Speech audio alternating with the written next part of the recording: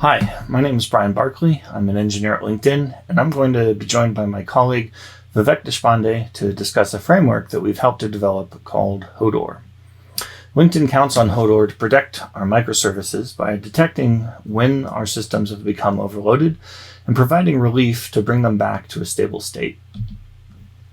So this is our goal. We want to increase our overall service resiliency, uptime, and availability while minimizing impact to the members who are using the site.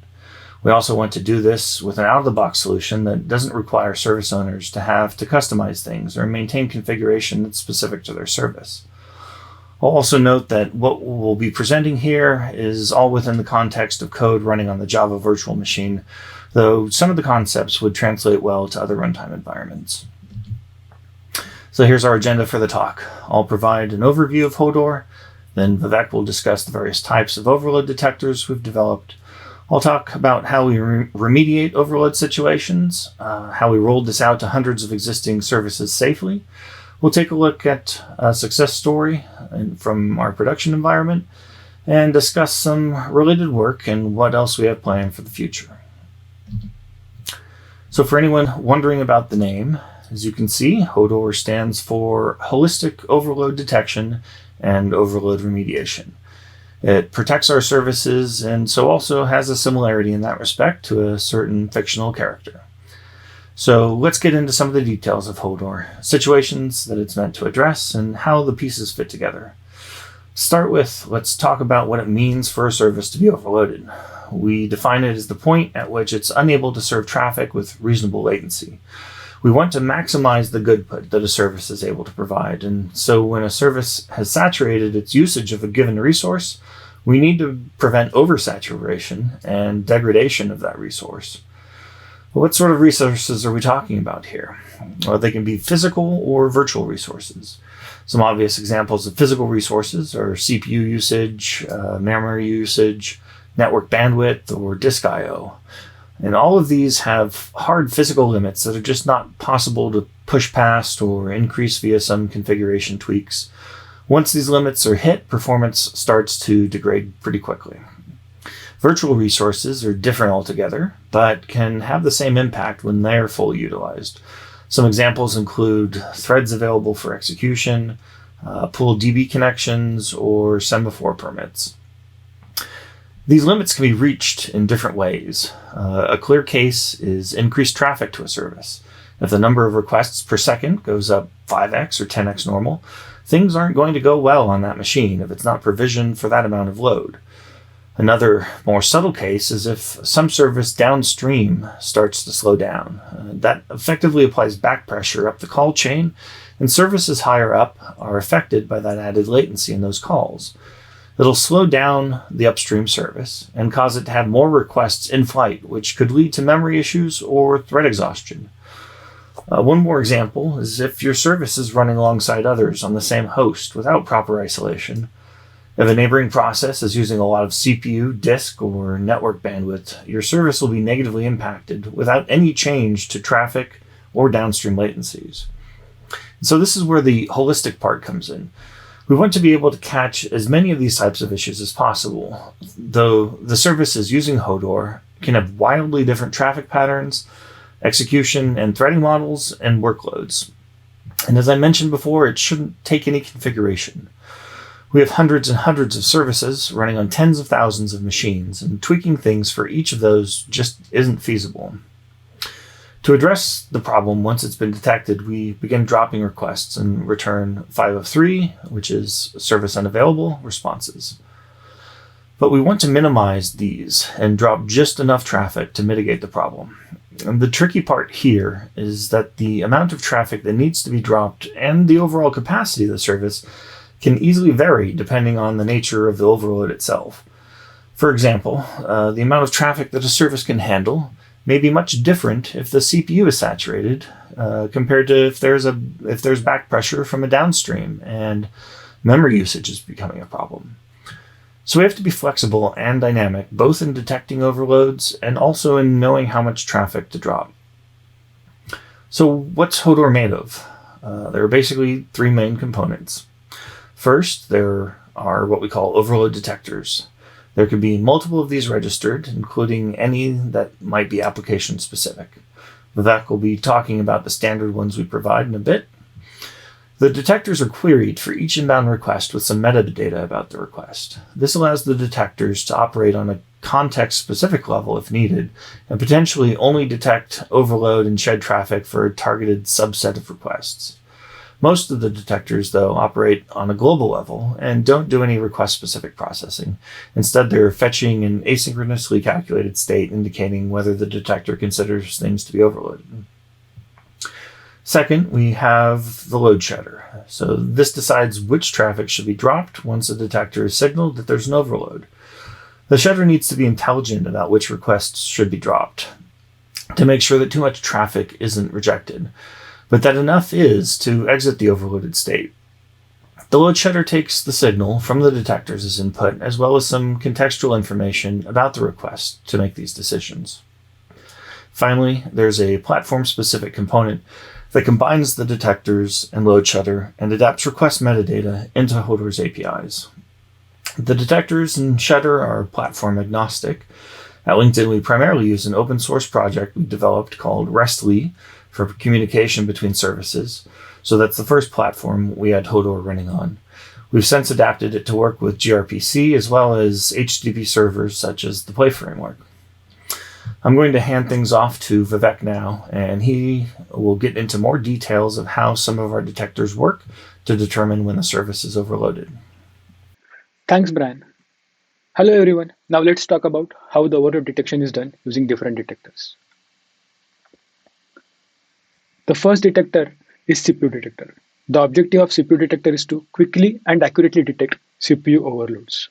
The idea is to have a lightweight background thread running at same priority as the application threads, which execute business logic. This background thread, known as the heartbeat thread, is scheduled to wake up every 10 milliseconds. The overall amount of work here is trivial and adds no measurable impact to application performance. The heartbeat overload detection algorithm monitors whether the heartbeat thread is getting CPU every 10 milliseconds. Once the heartbeat algorithm realizes that the heartbeat thread is consistently not getting CPU time at the expected time intervals, we flag an overload. It is important to note here that a few variations are not enough to flag an overload, and that the algorithm flags an overload only when we have high confidence that the CPU is overloaded. In concept, this idea is straightforward, but determining the appropriate variables and parameters for this algorithm to maximize precision while have high recall was challenging. To provide a concrete example, we may have the thread sleep for 10 milliseconds each time, and if the 99th percentile in a second's worth of data is over 55 milliseconds, that window is in violation. If 8 consecutive windows are in violation, the service is considered overloaded. Values for this threshold that we use are determined by synthetic testing, as well as by sourcing data from production and comparing it with performance metrics when the services were considered to be overloaded. The rationale behind using heartbeat thread is 1. It directly measures useful CPU time available to the application in real time. What we mean by this is that just because you see 30% free CPU on something like top command does not mean that it is useful CPU. And number 2, the concept of the heartbeat thread is applicable everywhere, irrespective of the environment or the application type. So, this is an example of the CPU detector in action. In the top left graph, you can observe that the heartbeat detector is able to capture a CPU overload. Notice that the performance indicators such as average and P90 latencies and P95 CPU all spike when the heartbeat detector flags an overload.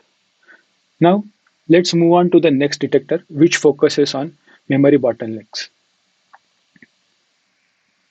The objective of GC overload detector is to quickly and accurately detect increased garbage collection activity for applications with auto memory management, like Java applications. The idea is to observe overhead of GC activity in a lightweight manner to detect overload in real time. On each GC event, we calculate the amortized percentage of time spent in GC over a given time window. We call that as GC overhead. A schedule is set on top of a GC overhead. So for that schedule, the GC overhead percentage range is divided into tiers called as GC overhead tiers. If the duration spent in GC overhead tier exceeds the violation period for the tier, then the GC overload is signaled. The violation period is smaller for higher GC overhead tier, as a higher GC overhead tier indicates more severe GC activity.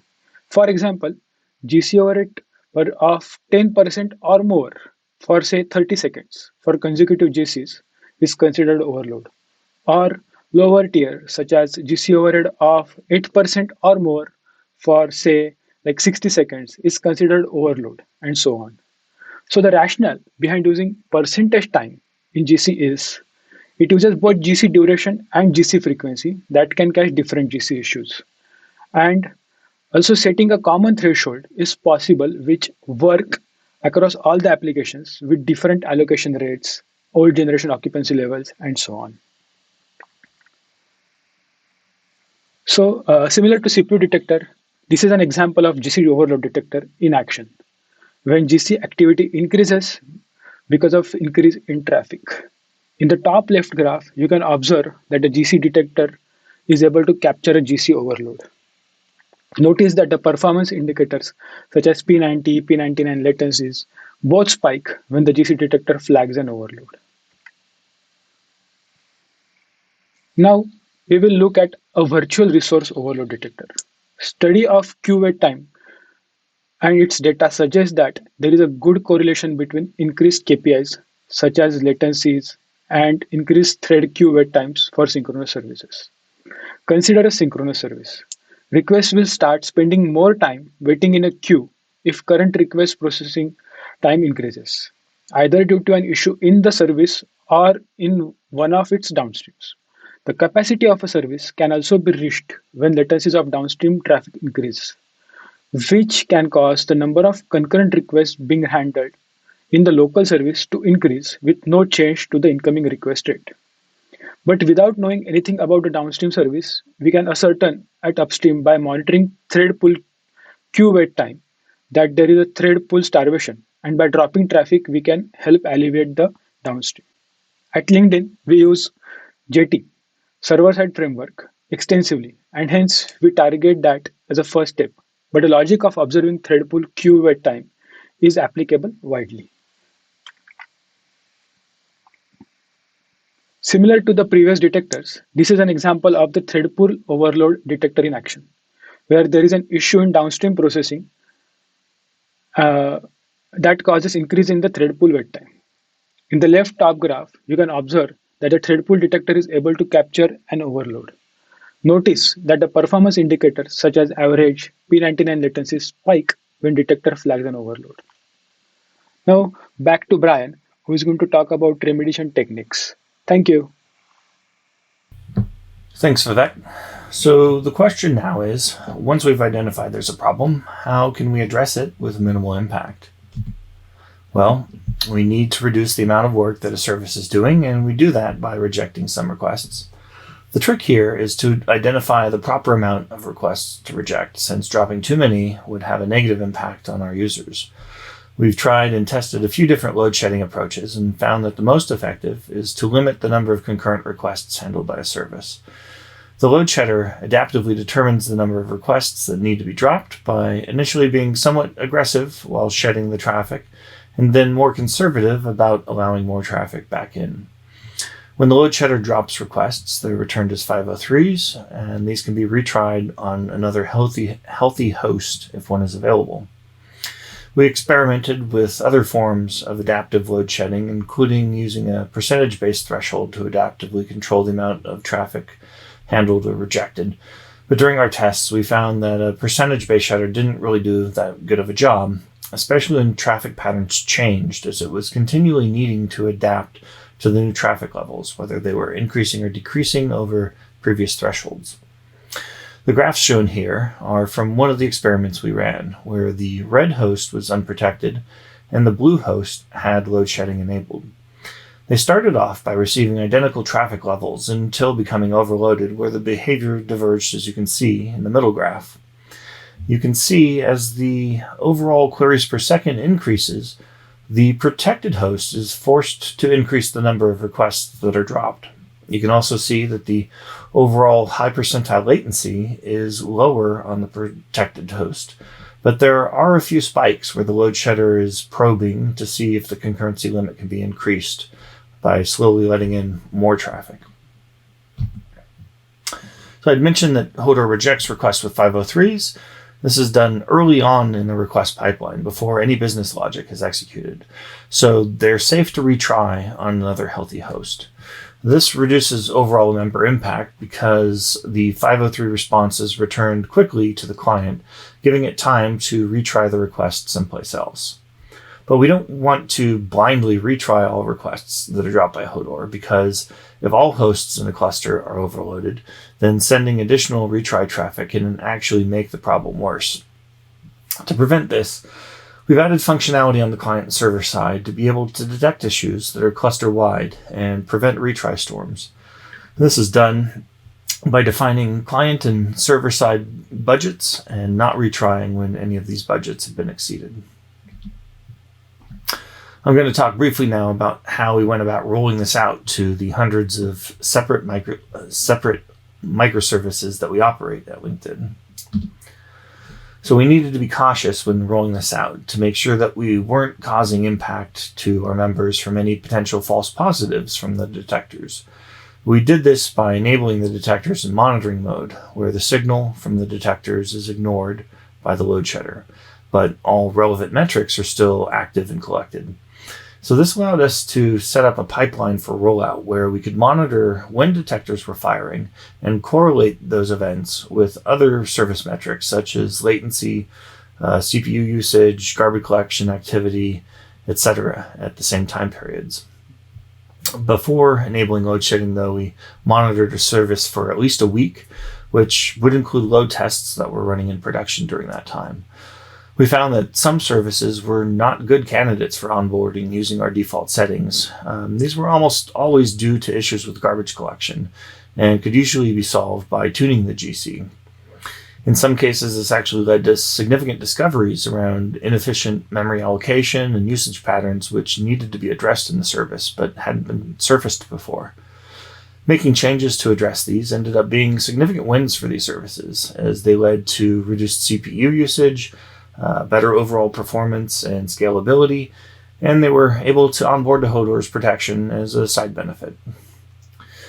So at the bottom here is a quote from one of the teams after adoption.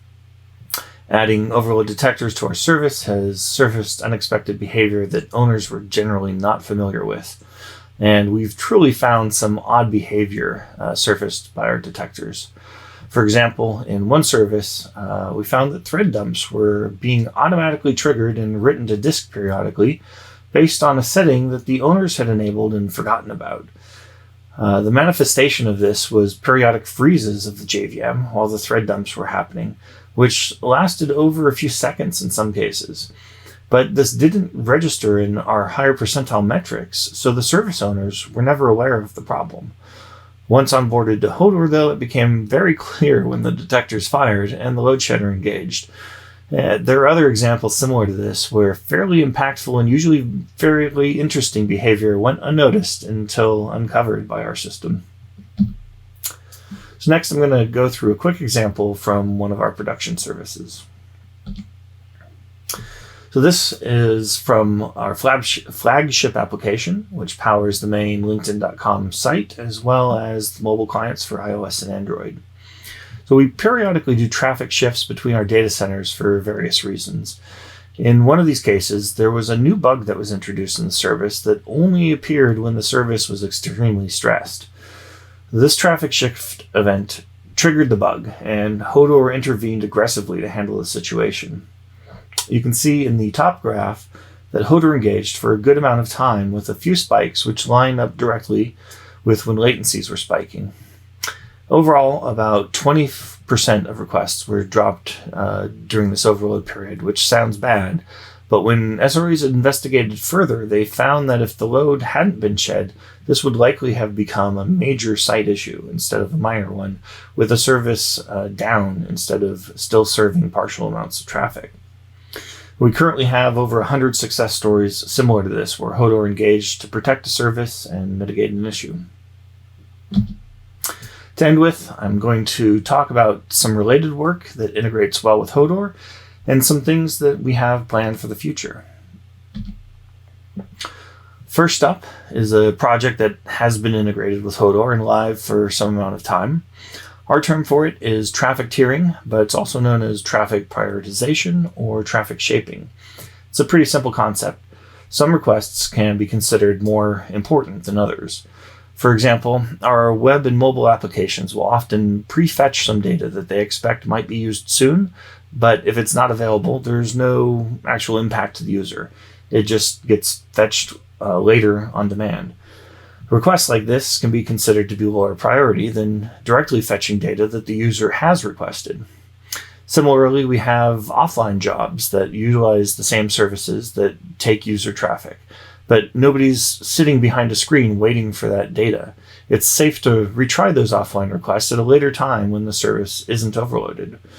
So with traffic tiering, we're able to categorize different types of requests into different categories and start dropping traffic with the lowest importance at first and only moving to affect higher priority traffic if necessary. Secondly, we're working on developing new types of detectors to cover blind spots in the ones we have. One of these is actually a method of confirming that the detected overload is impacting core metrics. So we've had cases of false positives where there is an underlying issue with the service, usually GC related, which isn't affecting the user perceived performance, but is impacting the ability of the app to scale further and maximize its capacity. In these cases, we don't want to drop traffic, but we do want to signal that there is an issue. So we're working on correlating CPU or GCU overload signals with latency metrics and only dropping traffic when there's a clear degradation in performance. We're also starting to adapt Hodor to frameworks other than RESTly, such as the Play framework, as well as Netty. These have different threading models and in some cases don't work as well with the heartbeat-based CPU detection. So for example, we're working on detectors specifically for Netty's event loop threading model. Finally, we're looking into leveraging the overload signals to feed them into our elastic scaling system. So this seems like an obvious match. If a service cluster has become overloaded, we can just spin up some more instances to alleviate the problem, right? Well, it turns out it's not that simple, especially when there are a mix of stateful and stateless systems within an overloaded call tree. In many cases, just scaling up one cluster that is overloaded would just propagate the issue further downstream and cause even more issues. Now, this is an area where we're still exploring and hope to address in the future. So, I hope that this presentation was enlightening for you and you learned something new. Thank you for your time. I'd also like to thank the different teams at LinkedIn that came together to make this project possible and successful. That's it from us. Enjoy the rest of the conference.